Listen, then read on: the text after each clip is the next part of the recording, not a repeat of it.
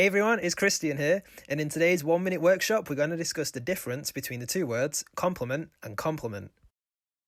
Our first word, complement, is used to describe something which supplements something else, or emphasizes it. For example, we can say, the sweet taste of the tomato complements the creamy taste of the cheese on pizza. In this instance, the tomato supplements the taste of the cheese.